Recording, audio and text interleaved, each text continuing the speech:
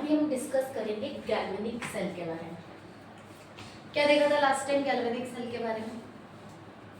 जब साथ में हमने इलेक्ट्रोलिटिक सेल देखा था, उसके अपोजिट होते हैं।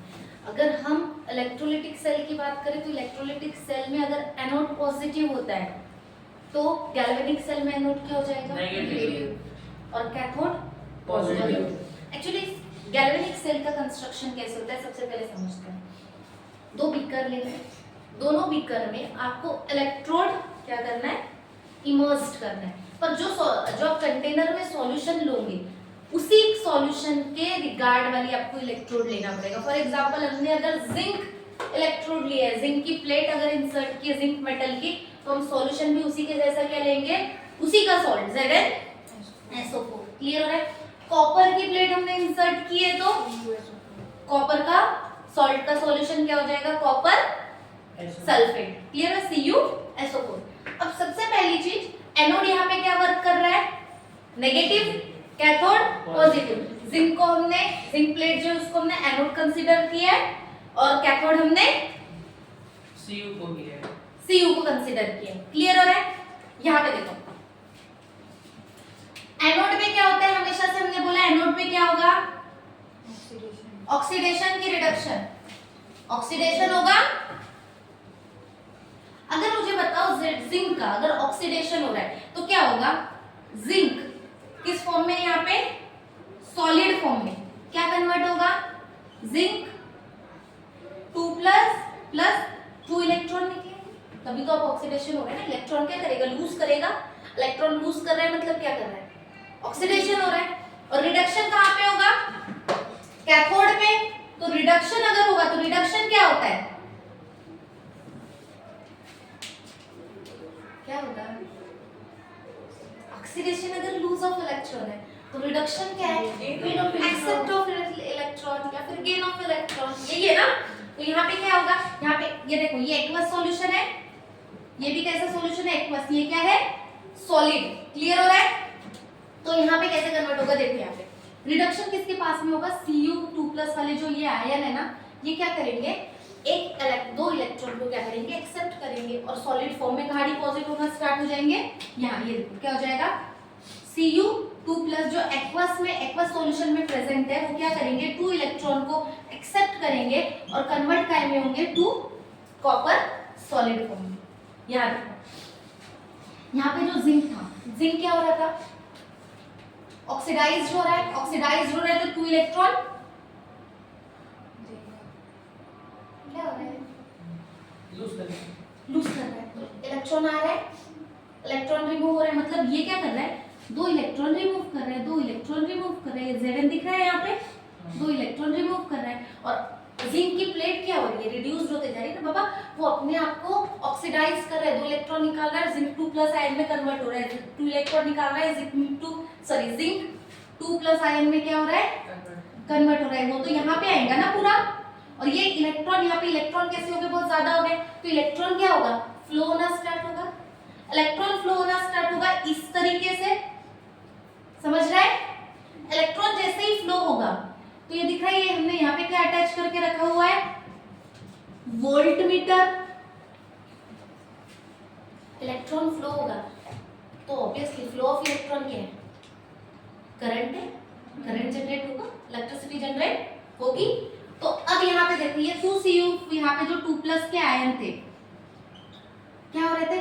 कन्वर्ट हो रहे थे कॉपर सॉलिड में। और कहाँ डिपॉजिट होना स्टार्ट होंगे? इसके ऊपर में। समझ पा रहे हैं? यहाँ पे अब काय का, यहाँ पे कंसंट्रेशन काय का बढ़ना है? Cu डिपॉजिट ज्यादा हो रहा है। यहाँ पे क्या बन रहा है? जिंक 2+, क्योंकि जिंक कंटिन्यूअसली ऑक्सीडाइज्ड हो रहा है। अब सीधी सी एक बात है, ये आयन अगर यहाँ पे ज्यादा हो जाए, जिंक 2+ की जो क्वांटिटी यहाँ पे ज्यादा हो गई है, तो इसको मेंटेन करने के लिए एक समय आएगा, जिंक पूरी तरीके से ऑक्सीडाइज हो जाएगा। जिंक पूरी तरीके से ऑक्सीडाइज्ड अगर हो गया, जिंक अगर पूरी तरीके से अगर ऑक्सीडाइज्ड हो गया, तो मुझे एक बात बताओ, जब तक रहेगा जिंक तब तक इलेक्ट्रिसिटी जनरेट होगी। और जिंक खत्म हो गया तो इलेक्ट्रिसिटी जनरेट होगी क्या? नहीं होगी ना। तो उसको मेंटेन करने के लिए कुछ तो लगाया जाएगा। तो फिर हम इस पे क्या ऐड करते हैं? ये दिख रहा है यू शेप, ये क्या है? Salt bridge. सॉल्ट ब्रिज कैसे बना होता है? एक सॉल्ट होता है जैसे KCl या फिर NaNO3 का जो सॉल्ट है वो यूज करते हैं, साथ में उसके साथ में क्या यूज करते हैं? KCl प्लस अगर सॉल्यूशन। क्लियर है? अब देखो, अब अगर हमने यहाँ पे KCl कंसीडर किया, नेगेटिव आयन कहाँ पे ज्यादा हो रहे हैं, प्लस आयन कहाँ पे आ रहे हैं? कैथोड की तरफ में। तो Cl किधर जाएगा? किधर जाएगा बताओ? K किधर जाना चाहिए? K जाएगा बाबा यहाँ पे Zn2 प्लस आयन हो रहा है, तो इसको बैलेंस करने के लिए Cl नेगेटिव है तो वो इधर आएगा, और यहाँ पे क्या बन रहा है? तो इलेक्ट्रॉन रिच कैपेसिटी बढ़ रही है तो K प्लस किधर जाएगा? इधर जाएगा ना। क्लियर हो रहा है? क्योंकि इलेक्ट्रॉन फ्लो के ऐसे आ रहा है ना, तो इधर इलेक्ट्रॉन की कैपेसिटी क्या हो रही है? बढ़ रही है, तो K प्लस किधर आएगा? इधर। रिएक्ट नहीं करेगा। सॉल्ट ब्रिज का काम क्या है? सिर्फ आयन को मेंटेन रखता है, मतलब ये जो Cu प्लस Zn प्लस है इसको स्टेबल करने का काम करता है, क्योंकि पॉजिटिव आयन है नेगेटिव आयन के साथ में वो स्टेबलाइज्ड हो जाएगा, और कंटिन्यूअसली सॉल्ट ब्रीच के कारण में क्या होगी?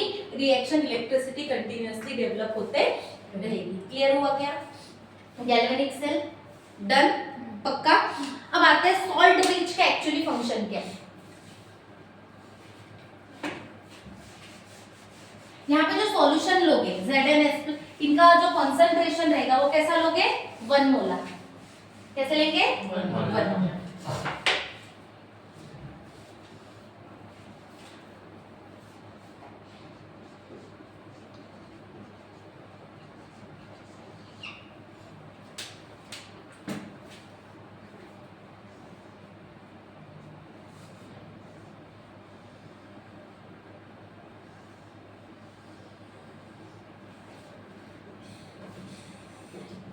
इसकी वेल लेवल डायग्राम बनाने के लिए आती है एग्जाम में। मार्च 22 में आपको ये क्वेश्चन पूछा हुआ था कि एक्चुअली सॉल्ट ब्रिज का draw well level diagram of salt bridge. Clear है? 2 मार्क के लिए क्वेश्चन हो सकता है। देखो, सबसे पहली चीज, ये कैसी ट्यूब है? यू ट्यूब है। काय की? Glass.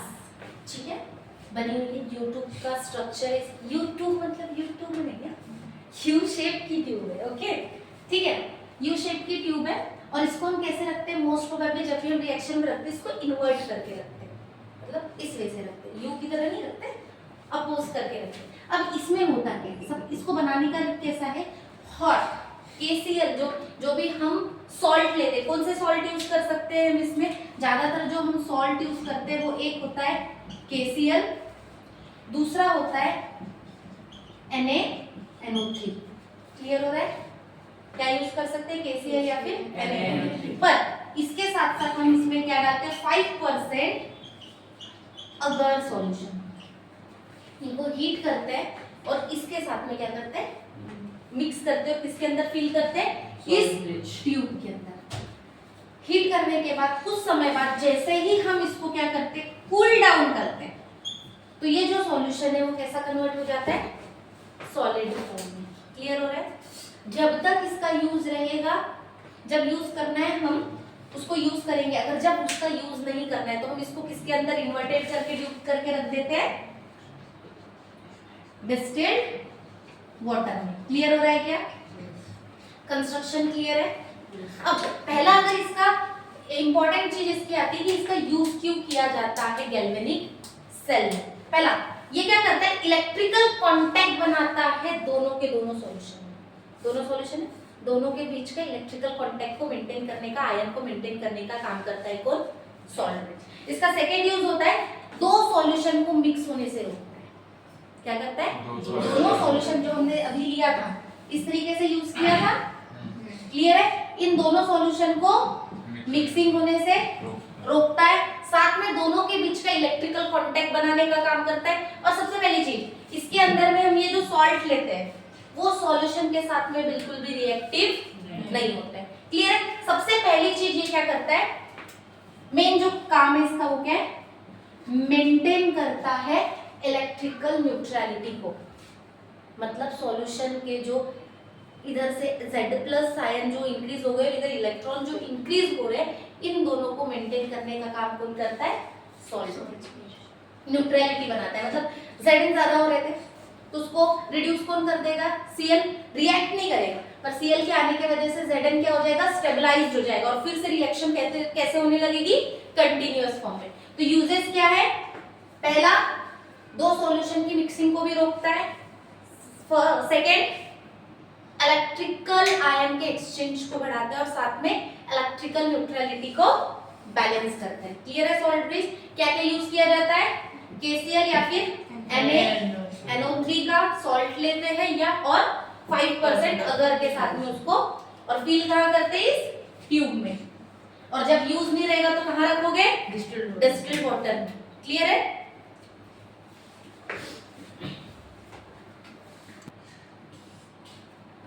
Writing a cell reaction. अब सबसे पहली चीज जो रिएक्शन है, अब उसको नोटेशन कैसे लिखना है, सेल नोटेशन कैसे लिखना है, अगर आपको आता है तो वो कैसे होगा। सबसे पहले लास्ट जो हमने देखा उसी का सबसे पहले सेल नोटेशन लिखते हैं। मुझे बताओ हमने क्या लिया था पहले बीकर में? सॉल्ट। कौन सा? जिंक प्लेट थी, यहाँ कॉपर प्लेट थी, ठीक है। यहाँ पे हमने क्या लिया था? ZnSO4, यहाँ लिया था CuSO4, ये कॉपर था, ठीक है। ऑक्सीडेशन यहाँ हुआ था, रिडक्शन क्या होगा? तो क्या हुआ था? ऑक्सीडेशन हुआ था तो क्या हुआ था? Zn यस क्या हुआ था? Zn जो सॉलिड है कन्वर्ट हुआ था Zn 2+ प्लस 2 इलेक्ट्रॉन रिमूव हुआ था, यस। और रिडक्शन हुआ था तो क्या हुआ था? कॉपर जो एक्वस फॉर्म में है 2+, वो 2 इलेक्ट्रॉन को एक्सेप्ट करके क्या बने थे? कॉपर सॉलिड हुआ था। हाँ यही हुआ था अभी। तो इसको लिखना कैसे? सबसे पहले मिडल में 2 लाइन देना। ये क्या डिनोट करेगा? सॉल्ट ब्रिज को। क्लियर हो रहा है? और इधर ऑक्सीडेशन और इधर ऑक्सीडेशन क्या हुआ? Zn से Zn 2+ बना। हाँ बना। पक्का? हाँ। तो क्या लिखोगे? Zn सॉलिड से क्या बना? Zn 2+। पक्का? पर ये कहाँ पे बना? एक्वस फॉर्म में डिसॉल्व हुआ था ना, यो यहाँ आके डिसॉल्व हुआ था। तो क्या था ये? एक्वस। और हमने एक्वस की मैंने पहले ही बताया था कितने मोलर का लेना है? 1 मोलर। ये भी सॉल्यूशन कैसा है? 1 मोलर। लिखना चाहो तो लिख सकते हो, नहीं तो जरूरी नहीं तो आप यहाँ पे मेंशन क्या कर सकते हो? 1 मोलर। क्लियर हो रहा है क्या? 1 मोलर, ठीक है। ये डन है। अब रिडक्शन में क्या हुआ था? Cu2+ कन्वर्ट हुआ Cu सॉलिड में, तो क्या हो जाएगा? Cu2+ किस फॉर्म में था? एक्वस फॉर्म में था। एक्वस था मतलब 1 मोलर था। फिर सेपरेट किस में कन्वर्ट हुआ? Cu solid. डन? समझा? इस तरीके से आपको ये सेल नोटेशन लिखना है। क्लियर हो रहा है क्या? पक्का? एक और देखते हैं। हमारे पास में दिया है, फॉर एग्जांपल रिएक्शन लिखा लेते हैं। Al एल्यूमिनियम सॉलिड फॉर्म में था, ऑक्सीडेशन हुआ Al3+ 3 इलेक्ट्रॉन। क्लियर है? ये क्या है? ऑक्सीडेशन। रिडक्शन के लिए हम निकेल ले ले। निकेल 2+ एक्वस रहेगा, कन्वर्ट होगा प्लस 2 इलेक्ट्रॉन लेगा, काय में बनेगा? Na। बेटा कोई 3+ का ही ले लेते हैं, क्योंकि कैसे हो जाएगा? कंफ्यूज इसलिए हो जाओगे। Cr ले लेते हैं, क्योंकि फिर इसके बाद में नेक्स्ट इसमें 2+ वाला करवा देती हूँ कि बैलेंस करके रिएक्शन के सेल रिएक्शन कैसे लिखना है, इसीलिए। चलो, क्रोमियम ले लिया 3+, काय में? एक्वस में रहेगा, प्लस 3 इलेक्ट्रॉन, क्या बनेगा? Chromium solid solid. डन। तो अगर इसको नोटेशन लिखना है तो सीधा क्या करेंगे, इधर ऑक्सीडेशन, इधर क्या हुआ था, एल्यूमिनियम जो सॉलिड था वो कन्वर्ट हुआ aluminium 3 plus aqueous 1 molar. Clear हो रहा है। हाँ यहाँ पे क्या हुआ, क्रोमियम जो 3 प्लस था एक्वस फॉर्म में 1 मोलर का कन्वर्ट हुआ क्रोमियम सॉलिड।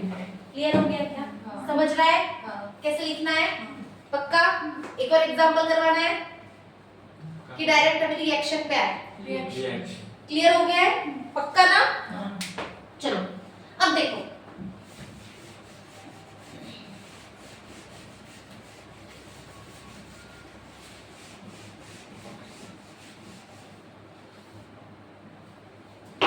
अगर आपके पास में अभी सेल नोटेशन दिया है और बोला है कि नेट सेल रिएक्शन निकालो, तो कैसे निकालोगे?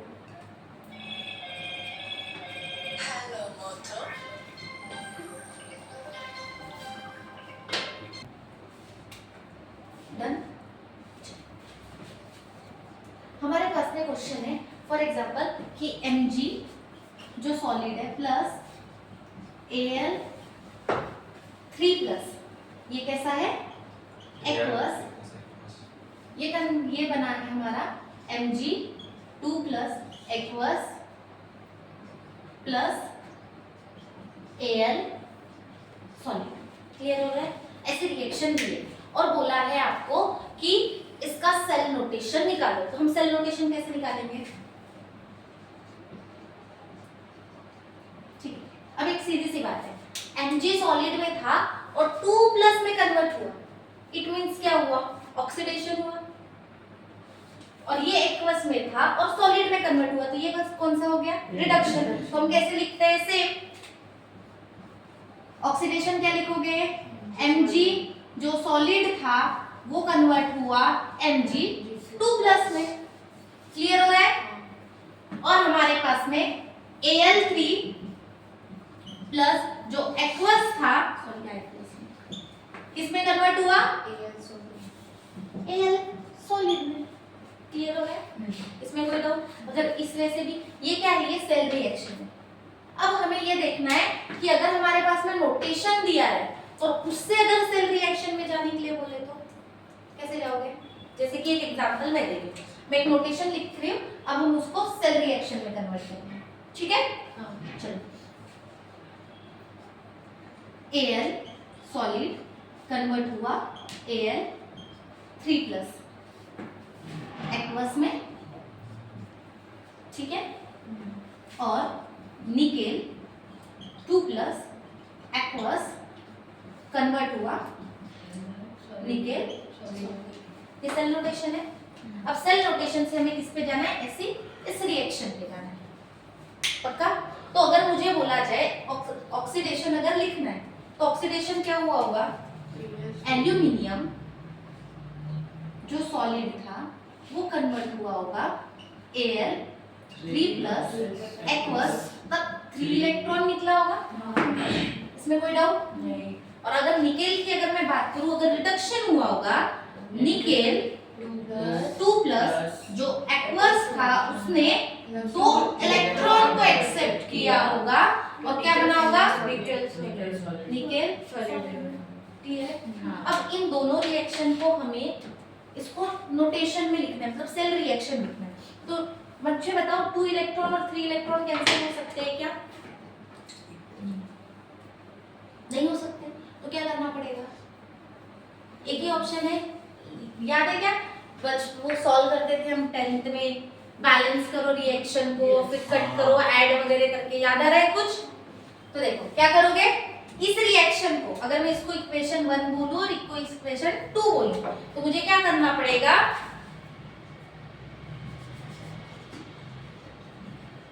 रिएक्शन 1 को 2 से मल्टीप्लाई करना पड़ेगा, मल्टीप्लाई बाय 2, और रिएक्शन 2 को मल्टीप्लाई बाय 3 हो सकता है। तो क्या हो जाएगा, 2 से मल्टीप्लाई करूंगी तो यहाँ क्या आ जाएगा 2 है 2 एल्यूमिनियम सॉलिड कन्वर्ट का में हुआ 2 Al 3 plus aqueous plus 6 electron. Clear हुआ क्या? अब निकेल को 3 से मल्टीप्लाई कर रहा है तो क्या हो जाएगा 3 nickel 2 plus aqueous plus 6 electron क्या मिलेगा हमें 3 निकेल सॉलिड। पक्का? अब इन दोनों रिएक्शन को अगर ऐड कर दे तो क्या हो जाएगा ये कैंसिल। पक्का? तो रिएक्शन क्या जाएगी 2 Al solid plus 3 nickel 2 plus aqueous gives gives 2 Al 3 plus aqueous plus 3 plus solid 3 nickel solid clear हुआ क्या? अब ये क्या है balance ये हमारी सेल रिएक्शन डन। कोई डाउट? अच्छा और एग्जांपल लेना है कि डन है? पक्का? नेक्स्ट आएंगे पोटेंशियल। नेक्स्ट टॉपिक पे आते हैं इलेक्ट्रोड पोटेंशियल।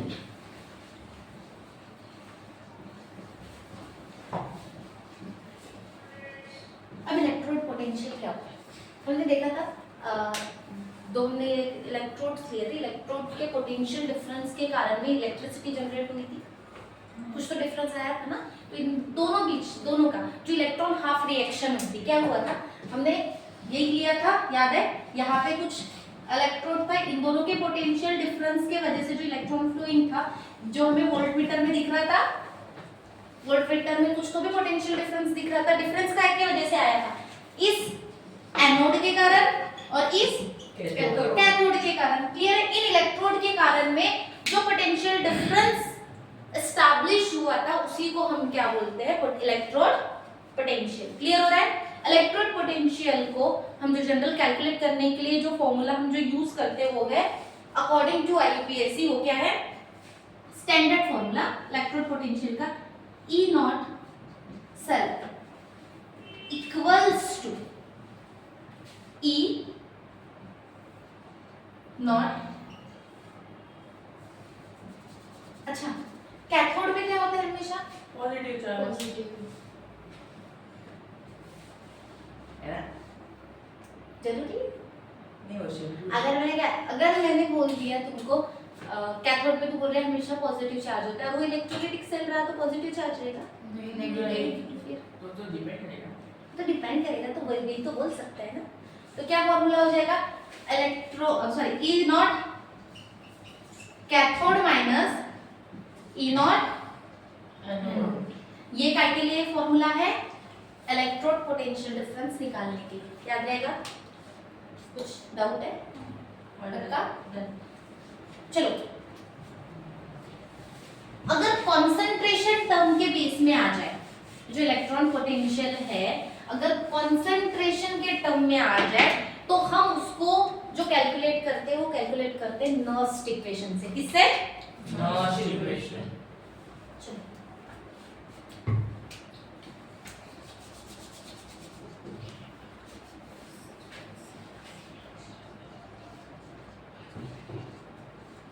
एक पुरानी रिएक्शन पे आ जाते हैं। याद आता है? एक रिएक्शन के लिए हम एक जनरल टर्म यूज करते थे, A plus B gives C plus D plus D। कोई डाउट? पक्का? तो ये क्या है इनका? कंसंट्रेशन। कंसंट्रेशन जब भी हमें निकालना होता है तो हम कैसे निकालते हैं? Product upon reagent. याद है ना? तो ई सेल के लिए जो फॉर्मूला है अगर हम कंसीडर करें वो ये याद रखना है, E cell equals to E not cell minus R T N F.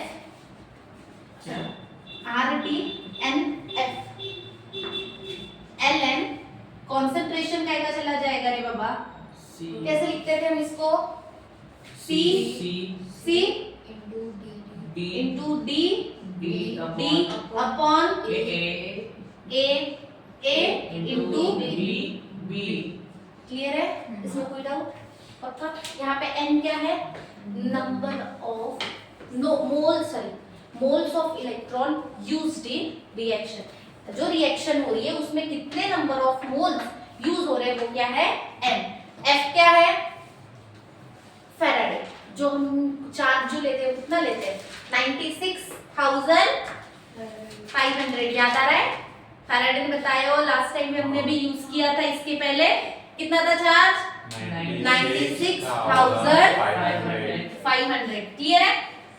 R universal gas T इसमें लेते हैं केल्विन में लेते हैं। डन करें आगे इसको? चलो हाँ सॉरी ln है कन्वर्ट करने के लिए 2.303 से मल्टीप्लाई 2.303 डन है ना इतना? चलो आगे।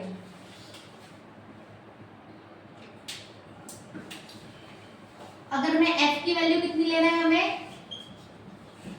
ठीक है, और ln को कन्वर्ट करने के लिए log टू द बेस 10 में क्या लोगे? 2.303। पक्का? R गैस कांस्टेंट है, क्या वैल्यू है? 0.820 क्या है अभिजीत? किसकी? R की वैल्यू 0.8021 8.02 पूरी वैल्यू बोल दे एक साथ में। 0.082 into 10 raised to 0.082 into 10 to the power minus 12. 8.314। नहीं तो हाँ तो पॉइंट में गलत बोल रहा है ना? फिर चलो अगर मैं इन वैल्यूज को यहाँ पे पुट करूँ इस इक्वेशन को, तो क्या हो जाएगा? E cell equals to E naught cell minus RT की जगह पे हम क्या लिखेंगे? 2.303 RT अपॉन NF रहेगा। ये काय में कन्वर्ट हो जाएगा? log to the base 10 concentration of C concentration of D upon concentration of A into concentration of B। Clear हो रहा है क्या? इसमें कोई डाउट? अगर ये पूरी वैल्यूज को R की वैल्यू T की वैल्यू अगर ये टर्म 25 डिग्री सेल्सियस पे निकालना है, स्टैंडर्ड टेम्परेचर एंड प्रेशर याद है क्या होता है? 25 डिग्री सेल्सियस। अगर मुझे एट 25 डिग्री सेल्सियस पे निकालना है तो 25 डिग्री सेल्सियस क्या हो जाता है? 298 केल्विन। क्या हो जाता है? 98 केल्विन। पक्का? F की वैल्यू N की वैल्यू सब अगर हम वहां पे पुट करते, सॉरी 1 2 3 और उसको सॉल्व करें तो इक्वेशन क्या है? Correct? E naught cell minus 2.303 into R की वैल्यू कितनी है? 8.314 टेम्परेचर 298। क्लियर हो रहा है? Upon N into 96,500 log to the base 10 C D का concentration A concentration A B concentration B। Clear है? इसमें कोई डाउट? अगर हम इस पूरी वैल्यू को अगर हम कैलकुलेट करें तो हमारी वैल्यू निकल के आती है E naught cell minus 0.0592 upon N log to the base 10 C D upon A into B। Clear हो रहा है क्या? तो आपको क्या याद रखना है? अगर आपको इलेक्ट्रोड पोटेंशियल अगर पूरे सेल का निकालना है तो फॉर्मूला क्या लगाओगे? E naught cell minus 0.0592 upon N log to the base 10 concentration of C multiplied by concentration of D divided by concentration of air to concentration of B. Clear है? या फिर हम D सीधा बोल सकते हैं product concentration of product minus upon concentration of reactant. Clear हो रहा है क्या? पक्का? इक्वेशन डन है. क्या किया हमने? नॉस्ट इक्वेशन ऑलरेडी हमारे पास में ये है. क्या है? इसको याद रखना है. E cell is equals to E naught cell minus RT NF ln concentration of product upon concentration of reactant. हमने क्या किया? R की वैल्यू हमें पता है, टेम्परेचर स्टैंडर्ड प्रेशर हमने लिया है, N क्या है? Moles of electron use. जितने मोल्स ऑफ इलेक्ट्रॉन, F की वैल्यू भी हमें फैराडे की वैल्यू 96,500. क्लियर है? Ln को कन्वर्ट करने के लिए log टू द बेस 10 में हम मल्टीप्लाई करके 2.303 पुट करोगे, आपको क्या इक्वेशन मिलेगी डायरेक्ट सॉल्व करने के लिए? E cell is equals to E naught cell minus 0.0592 upon N log to the base 10 concentration of product upon concentration of reactant. Done? यही क्या है हमारी नॉस्ट इक्वेशन. क्लियर है? डन.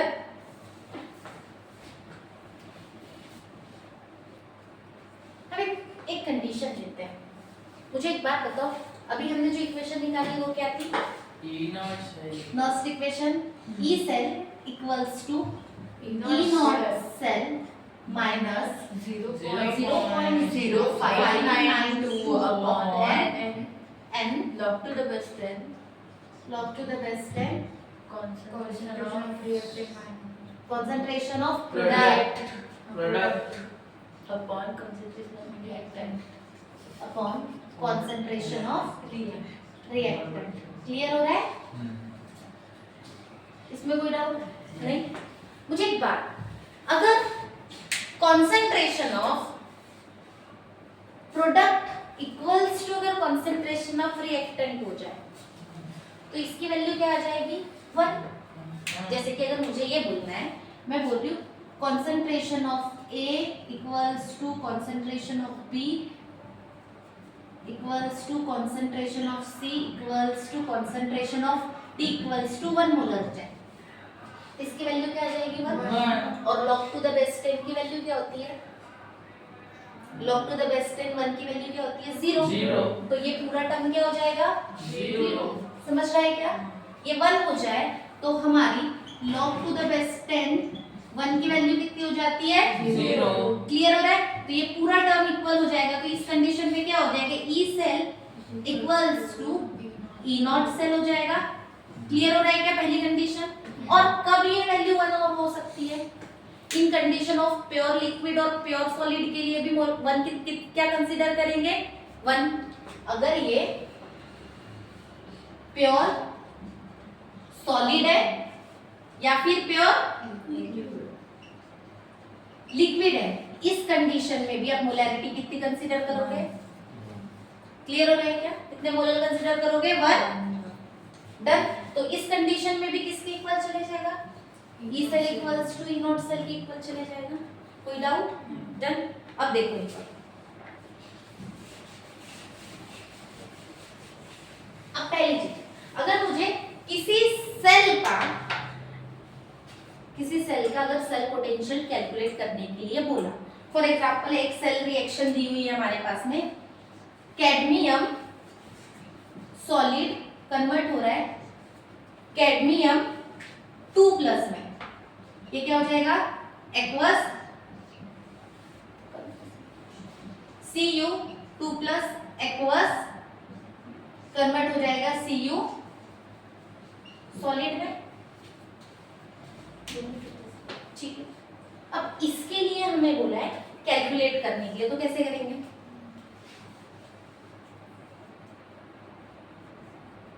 ऑक्सीडेशन रिडक्शन लिखने आएगा, लिखते हैं. वेदांत बताएगा ऑक्सीडेशन अगर हो रहा है तो रिएक्शन कैसी आएगी, बताओ. ऑक्सीडेशन किस साइड पे हो रहा है? यहाँ हो रहा है कि इधर हो रहा है? इधर. तो क्या होगा ऑक्सीडेशन अगर होगा तो? Cadmium solid,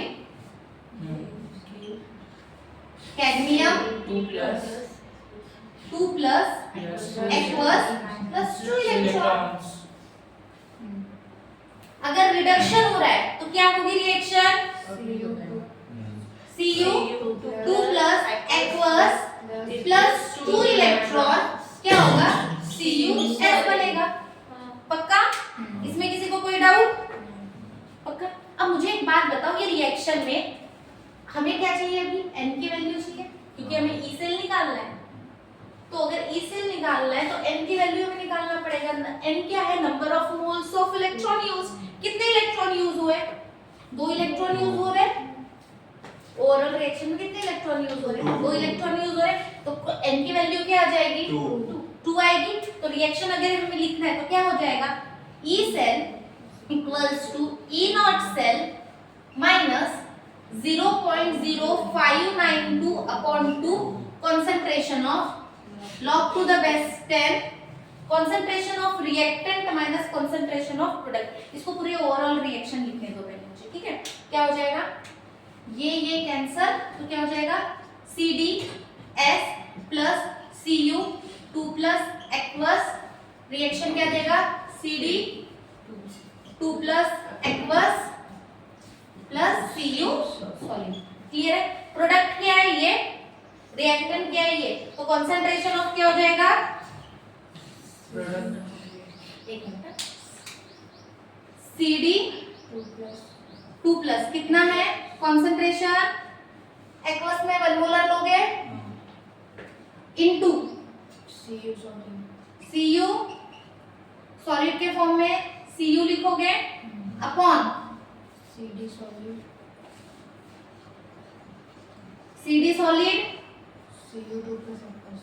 Cu 2 plus aqueous. Clear है? अब एक सबसे बड़ी चीज, Cu और Cd प्योर सॉलिड है। प्योर सॉलिड को कंसीडर क्या करना है? 1। अभी कुछ देर पहले बोला ना, pure solid and pure liquid को कंसीडर क्या करोगे? 1। तो क्या हो जाएगा यहाँ पे? ये भी कैंसिल हो जाएगा, ये भी कैंसिल हो जाएगा। तो क्या बचेगा? Cu 2 plus upon sorry Cd 2 plus upon Cu 2 plus. Clear हो गया? इसके कंसंट्रेशन के हिसाब से फिर आपको ये पूरी वैल्यू मिलेगी। क्लियर है? n कैसे कैलकुलेट किया ये भी पता चल गया। अगर किसी एक इलेक्ट्रोड के लिए पूछा है,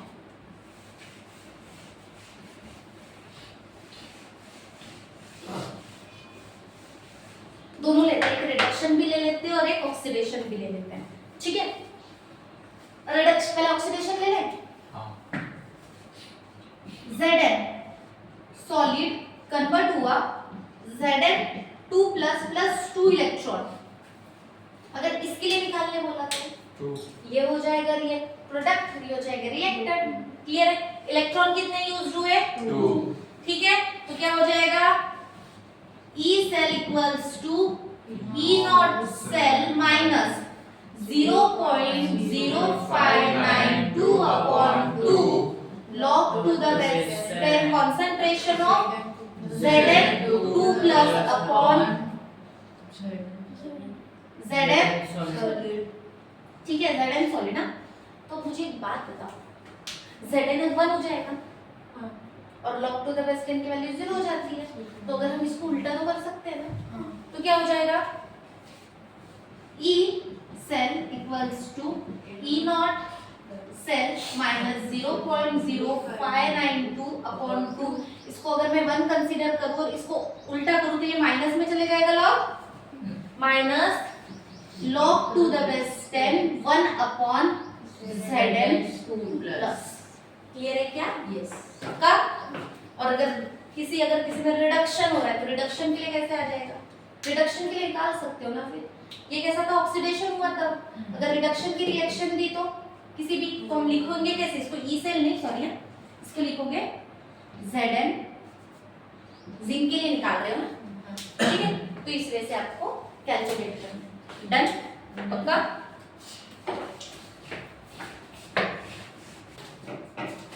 नेक्स्ट टॉपिक पे आते हैं। गिव्स energy of the cell reaction and cell potential. गिव्स एनर्जी क्या होगी? क्लियर है? सबसे पहले देखा जाए तो इलेक्ट्रिकल अगर वर्क डन होता है, इलेक्ट्रिकल वर्क डन क्या होता है? Charge passed into cell potential. जो सेल पोटेंशियल होता है, अगर उसको हमको चार्ज पार्टिकल से, अगर चार्ज पास से अगर मल्टीप्लाई कर दे तो हमें क्या मिल जाएगा? Electrical work done. क्या बोला हमने? Electrical work done equals to charge particle नहीं, charge passed into cell potential. Clear हो रहा है? अब चार्ज पास्ड को हम क्या बोलते हैं? क्यू बोलते हैं, और इसको सेल पोटेंशियल को ई सेल बोलते हैं। पक्का? और ये क्या हो जाएगा? क्लियर है? अब Q इज इक्वल्स टू, अगर चार्ज जो पास्ड होगा वो क्या होगा? NF होगा। जितने यूज हो रहे हैं तो फैराडे से अगर हम मल्टीप्लाई करते हैं तो इतना चार्ज पास्ड होगा, तो क्या हो जाएगा?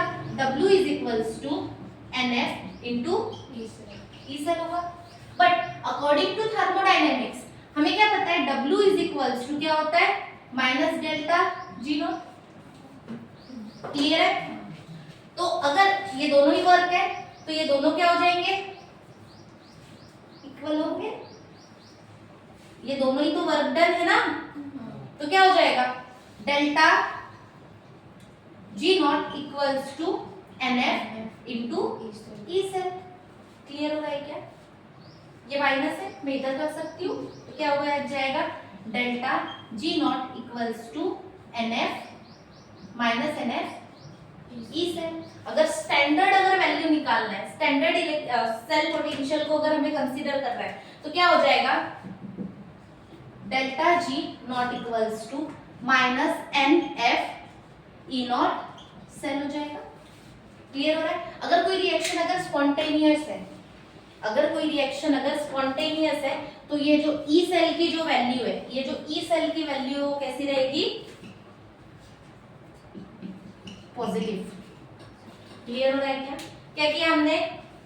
इलेक्ट्रिकल वर्क डन क्या है? Charge pass into cell potential. Charge passed हमारे पास में क्या है? N इनटू F, और ई सेल मल्टीप्लाई करोगे और हमारे पास में थर्मो, अकॉर्डिंग टू थर्मोडायनेमिक की अगर हम बात करें,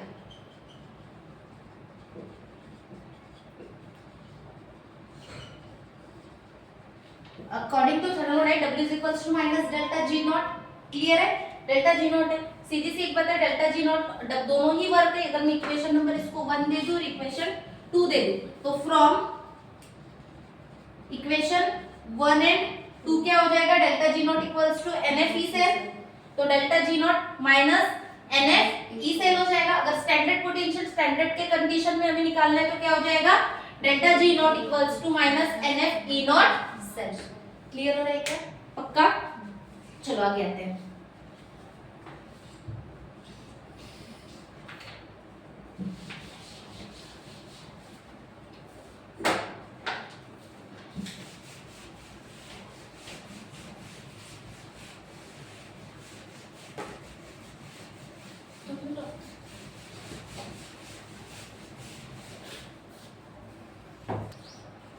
नेक्स्ट टॉपिक पे आते हैं, standard cell potential and equilibrium constant.